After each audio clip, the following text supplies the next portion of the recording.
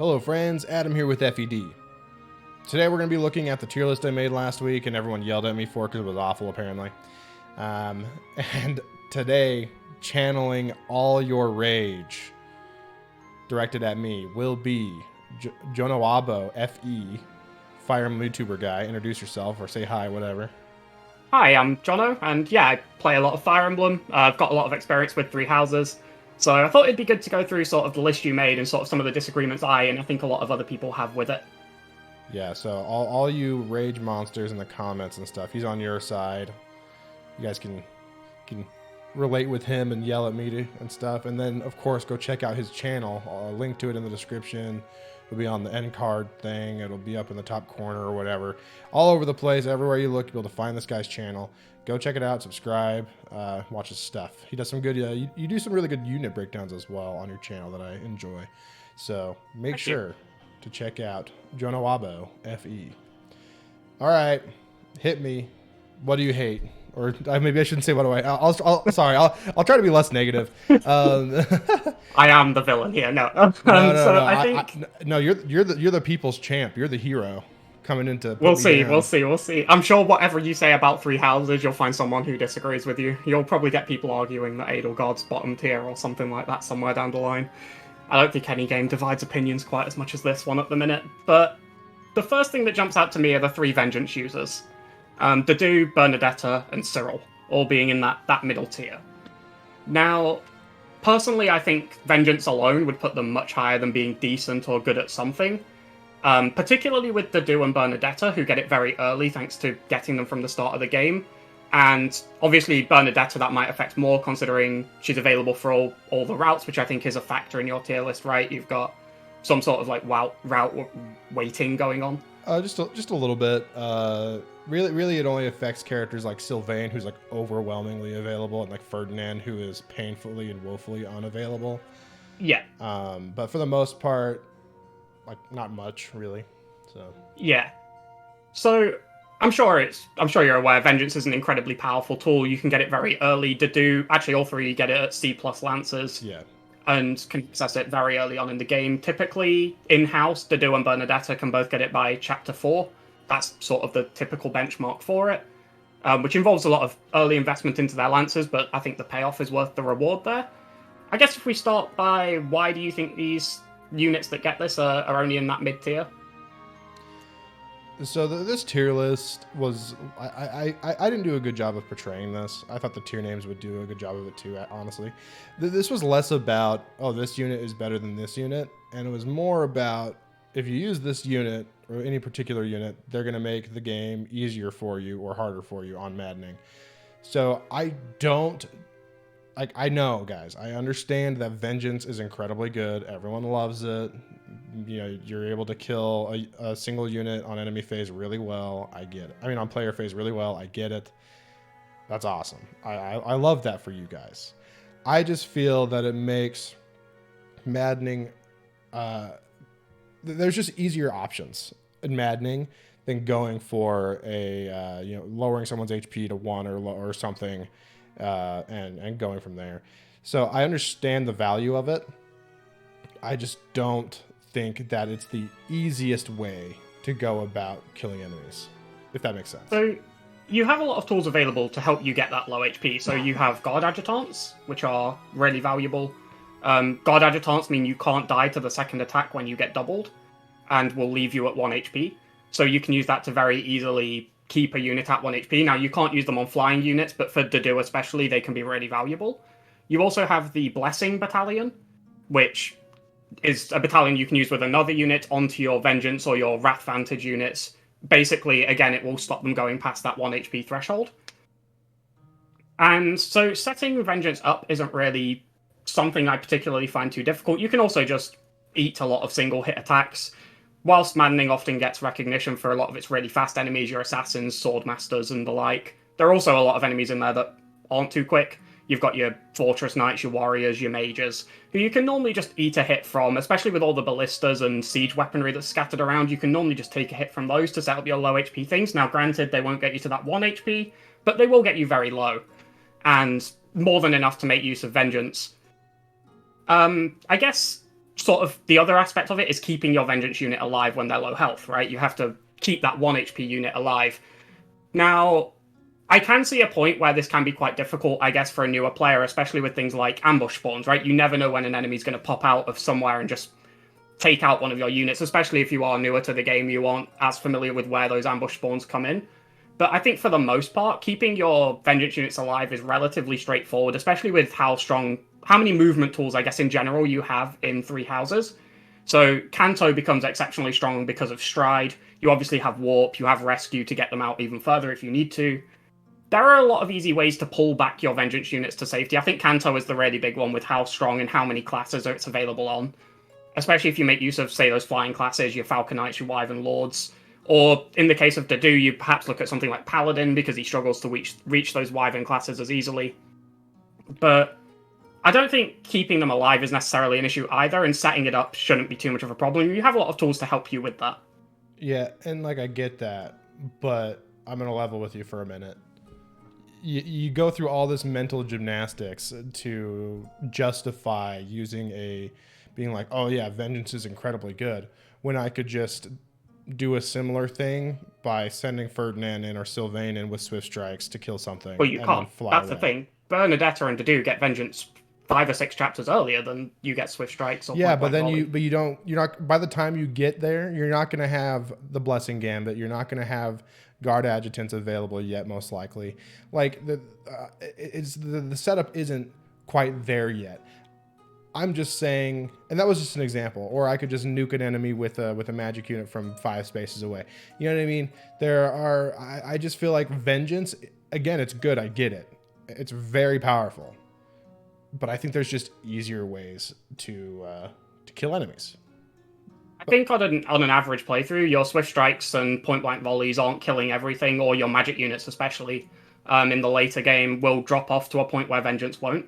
I think it maintains its relevance throughout the entire game, whereas Swift Strikes and point-blank volley can always kill stuff, don't get me wrong, but those tankiest enemies, things like your War Masters and things like that, especially your monsters as well, can be brought down a lot easier with Vengeance. Alright, so with that all said, where would you put these characters? Where would you move them on the tier list? So, there are obviously other aspects to all of these characters that I think also move them higher. Bernadetta's Persecution Complex is a very important one, which gives her 5 strength when she's taken any amount of damage, meaning her base strength when she's lost a single hit point rivals Byleth's and Edelgard's. Personally, I think she's one of the premier units in the game, especially being able to exploit Curve Shot in that early game with Persecution Complex. She's just an incredibly strong early game unit. And if we're talking about making the game easier, I mean, Dedue's passive in the early game also massively helps with that. Personally, for me, I think those two rank in basically flawless, for me, personally. Alright, what about Cyril? So Cyril is a weird one because whilst he does get Vengeance and it's incredibly good for him, his main thing is point-blank volley, which he gets pretty much the chapter you recruit him on, chapter 5. And I've ran these numbers on my own channel and in my Discord a couple of times, but Cyril can kill everything on chapter 5 with 100% reliability once you get point-blank volley on him. So all you have to do is invest in him to get point-blank volley, and you can basically guarantee he kills everything on that chapter in a single hit, apart from the boss. So now he does join a little bit later, he misses out on those first few chapters, which is quite important. Personally, I'd probably go up to almost perfect. Makes Maddening easier. I think using Cyril makes Maddening easier quite significantly. So yeah, I'd probably sit somewhere around that tier for me. Alright.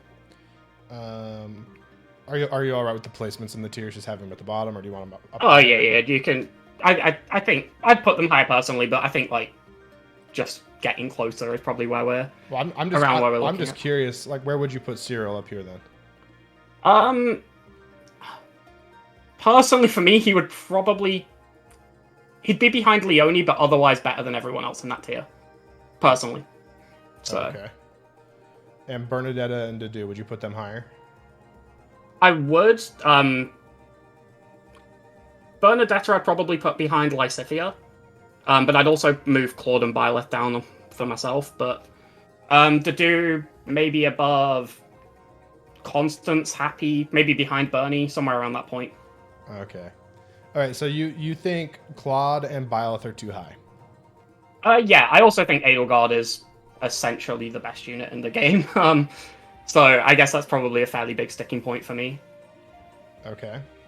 So Let's start with Byleth. Why is Byleth too high? So Byleth is incredibly strong in the early game. She has really nutty base strength with that 13 base. It's really valuable. And her personal ability is huge. It is massively impactful. So I'm not arguing she goes down a tier or anything like that. But for me personally, her late game combat-wise is a little bit iffy. It's not bad. She has good stats to back it up. She can reach any class depending on the variant of Byleth you go for. I say she, I'm used to using female Byleth. It applies to both of them. But she doesn't really bring a lot to the table. For example, you talk about those swift strikes, point blank volleys, vengeance. She doesn't really have anything like that. Now she gets wind sweep, but wind sweep it's good. It definitely has its uses. I think it's useful in a lot of places, but it's not the same as those premier combat arts, which can wipe out most enemies you click on. So I just think her late game combat leaves her a little bit behind the others, but her early game value is huge. I can't deny that. Both of their early game values are huge.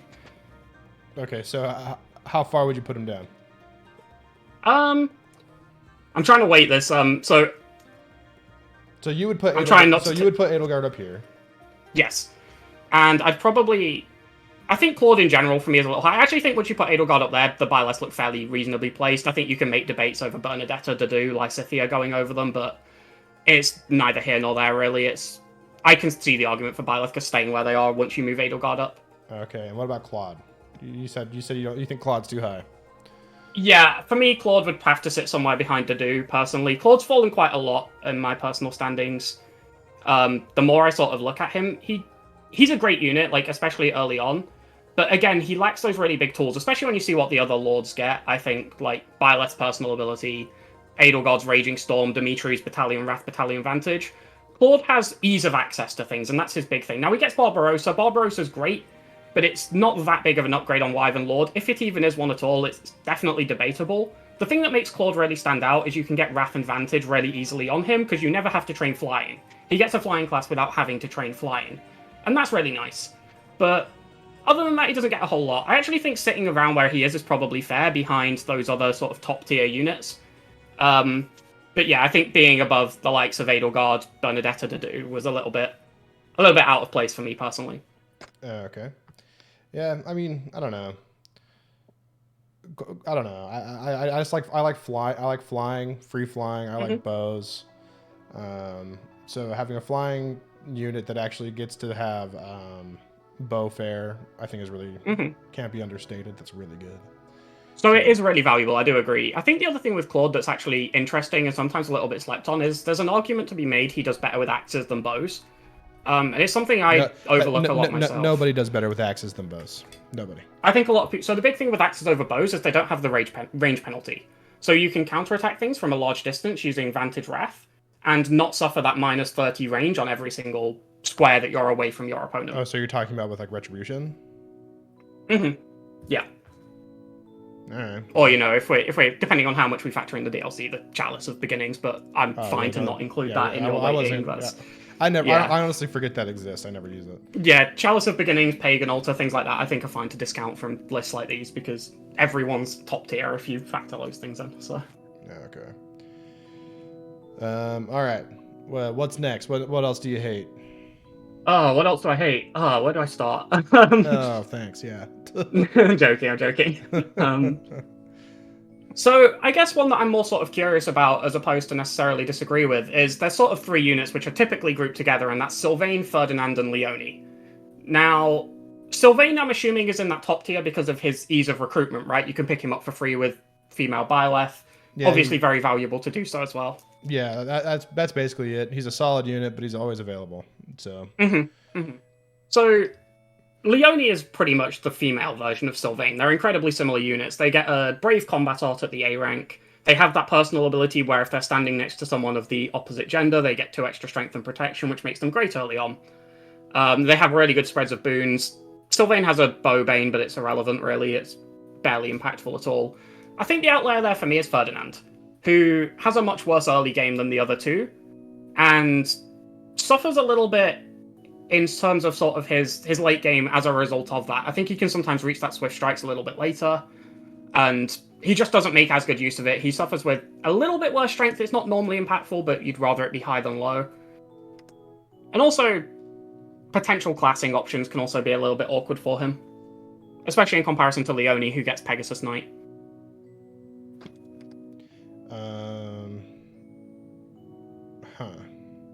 I don't know. But for me, I really like Ferdinand's personal.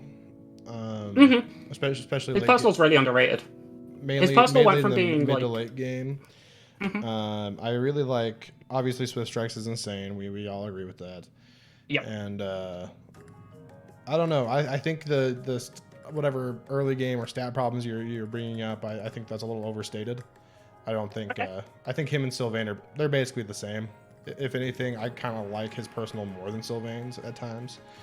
Survivability in Maddening, when built correctly, is like kind of at a premium. You know, I don't know. There's a lot of ways to deal damage. It is and it isn't. But there's a lot of ways to deal damage. I feel like in Three Houses. But survivability in Maddening is a little rarer to come by, and Ferdinand just has the easiest way of doing that. I don't know. This is just obviously all my thoughts, but I'm no expert. I feel like you've played the game more than I have. It sounds like at this point, and have a better grasp. But so do you think Ferdinand's too high? Yes, I do. I'd probably go.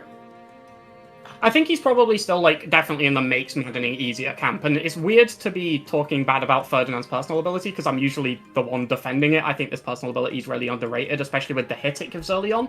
The evade is nice, but that 15 hit is so valuable early. It's insane early on, yeah.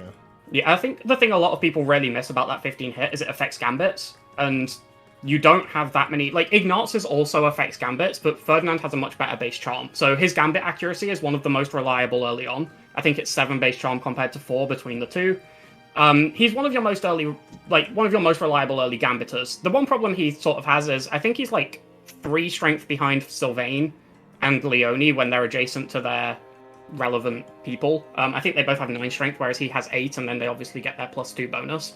So he's a little bit short on damage, but he does have things that make up for it. I think his early game is a little bit underrated, but not drastically slow. I think it's still fairly behind a couple of other units. I think for me personally, like somewhere behind Felix or Yuri would probably sit quite right. Okay. And would you put? I've just seen. Would you put Sylvain or Leone anywhere else? I'd move Leone up to be right next to Sylvain, to be honest. I think they're very similar, but I understand the arguments for the recruitment side of Sylvain. Being able to easily recruit him is really nice. Especially when he brings that Lance of Ruin to the table as well. That's very appreciated. Alright, what's next? So, I'm sorry, because I didn't mention this one to you beforehand, but Mercedes. Okay. I'm going to need some explanation on what Mercedes is doing up there. I think I've sort of built a reputation for myself as the Mercedes hater, but I don't value her as a unit at all. So I think every magic user is like at least fine by virtue of having like a decent magic stat. Magic is just really good in Three Houses. Her healing is what puts her there. I understand people are like, I get it, every healer can heal or whatever. But I don't know, the combination of Physic and Fortify, she's just better at keeping your army healthy than other units. It really just makes, I think it makes the game easier. That's what it came down to. I think she makes the game easier. Her damage output's honestly fine too. People talk about like it's crap. That's fine. Her damage output is fine, especially if you do some of the weirder builds like Magic Bow Sniper or things like that. She ends up being actually She doesn't even need any of that crap. She just needs just give her the Caduceus Staff or the Thyrsus Staff that allow her to attack from safety. You know, it just, and you don't just stick it on her. If you are leaving Thyrsus or the Caduceus Staff on just one unit, you're doing it wrong. You're using them wrong. Just pass it around so she can take advantage of it, and I think she does just as good at that as any other as almost any other attacker. But I don't know. That's my justification. I don't think it's not like her personal skill. I kind of hate it. If anything, it reduces the amount of experience you can get, which I think is kind of dumb. But and other than that, like her spell list, I understand isn't like crazy, but it's like okay. I just think makes the game relatively easier. So from the perspective of sort of like someone who's looking to make Maddening easier, maybe they're a newer player, I can definitely see that. But there are some issues I already have with her, and it mainly revolves around sort of her early game and getting her going. So Mercedes only starts with the D rank in her respective Faith stat, whereas Linhardt and Marianne both start with D+. This means that Linhardt and Marianne can reach Physic in time for Chapter 2, and also that they start with Nosferatu, which can actually just be really valuable in helping them receive XP, because, for people who might be unaware, when you're in Commoner or Noble, you have half your normal magic casts, which is why in those early chapters you feel so restricted on things like heals. So reaching level 5 early is really huge for mages, because it unlocks the potential to get so much more XP for them, they can really start snowballing. That's where Mercenaries can really struggle, because she's so limited on early casts, actually getting her rolling and getting her XP pumping up can actually be quite a bit of a struggle, and you won't have Physic for Chapter 2 if you're in the Blue Lions using her, which is a shame. I don't think Physic's mandatory for Chapter 2 or anything, but it makes it easier, and also it gives that healer the opportunity to gain a lot more XP and reach that all-important level 5. Normally by the end of Chapter 2 for Marianne and Linhardt. For Mercedes, it'll be the end of Chapter 3 usually, or, in Chapter 3 at some point, which slows her down quite a bit. Personally, I don't think Fortify is a particularly great spell, but I also utilize a lot of low health builds, things like Wrath Vantage or Vengeance, where a lot of the times my units who are taking damage, particularly by the point you get Fortify, won't want healing. So you're looking at things like, even if you're not using Wrath Vantage, your main form of enemy phasers are going to be protection tanks, who don't really take any damage, or dodge tanks, who, again, don't take any damage through dodging attacks. Now, there will be moments they need healing, but they won't be common. So you can normally just patch them up with Physic, with heal, things like that. Okay, with all that being said, where would you put Mercedes? So, I don't think I should be the one to rate. I put her down there, yes. Right. I have sort of Mercedes, Ashe, and Anna as sort of my bottom 3 units in the game. But personally, for me, that's where she would fall. I think if we're looking at this from the perspective of a newer player, you might be able to make the case she goes up a tier, but yeah, that's about as high as I would go with her. Alright, cool. Alright, what next, pal? What else do you hate? What's Petra doing there? You're like the resident Petra fanboy, though. So. I am a big fan of Petra, yeah. I don't know, her damage. So yeah, full bias disclaimer, Petra is my favorite unit in the game. That being said, there is no world in which she's in that tier. Okay. So, I think, being reasonable, she's probably around where... probably below, Linhardt, below Cyril, somewhere around that ballpark. Okay. And Hilda's probably right next to her. The two are super similar units. Okay. So... I think Hilda's better because of her personal, honestly. That's perfectly fair. I have no issues with Hilda going higher. They're interchangeable for me. Petra is a unit who, the more you play the game and the more familiar you get with the things you can make access to, the better she gets. So, if you're, more familiar with sort of class bases, so when you class into a class, that's a weird sentence, it basically sets your stats to a certain level depending on what that class is. And a really big one is Armor Knight, which has a base 12 defense. And because you want to raise axes anyway, all you have to do is shove Petra's heavy armor up to E+, so that's 40 classy XP. Or 40 weapony XP, I mean. And she can gamble that promotion and get a massive boost to 12 defense. Now, a lot of units can do this, but Petra reaches it incredibly easily.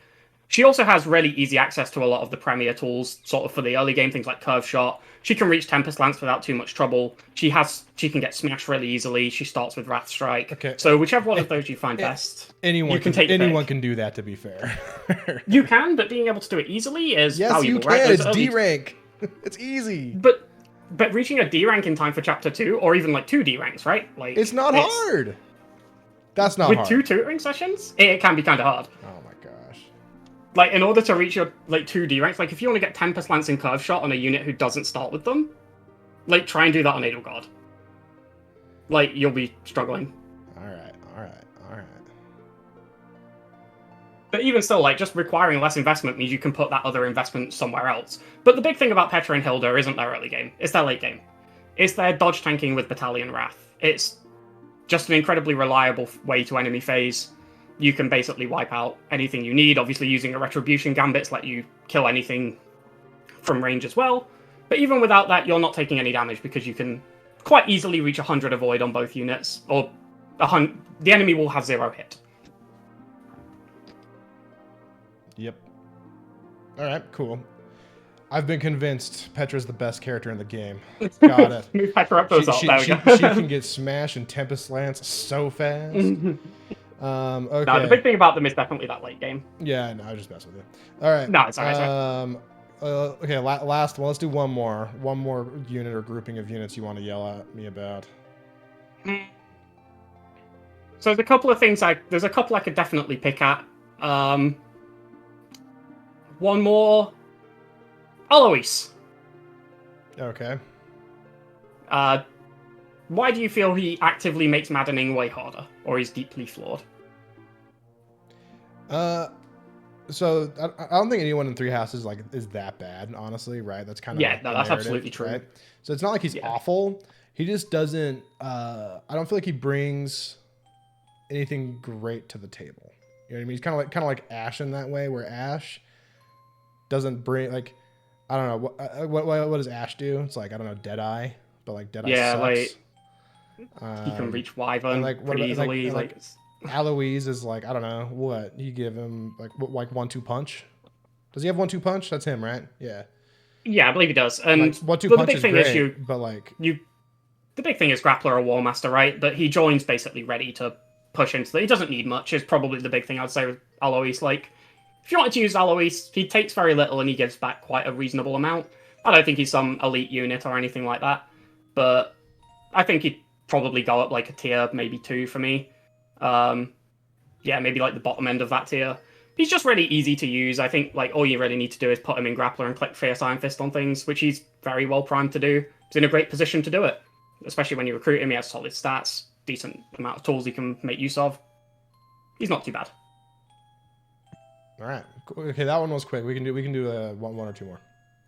1 or 2 more? If you can, yeah. You got some quick ones. Lightning round. Some quick. Bolthus should go up. He makes the early game really easy with his personal ability.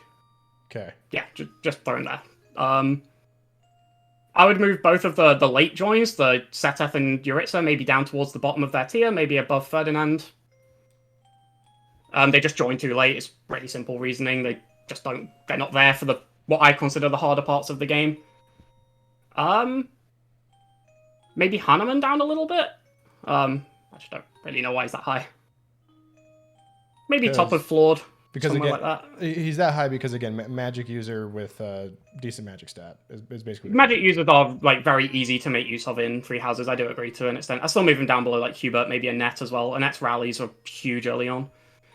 And she's probably the other one who I'd move just up to almost perfect, maybe around where Ignatz is. They fulfill similar roles for me, but with Annette having really solid late game options as well. Well, but I don't think she reaches Ignatz's usefulness with hit plus 20. Hit plus 20 is just too good in Maddening, man. Absolutely true. Yeah, I can absolutely see that. I think Annette's rallies early on, rally strength, and then early access to speed are really nice. She has some interesting builds later with Wyvern Lord bolt axes and her relic weapon, as well as lightning axe. But yeah, so I'd put her around Ignatz. Okay.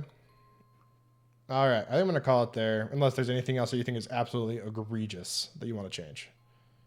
I'd move Constance to the bottom of her tier or the top of the one above, but that's about it. All right. Okay, there you have it.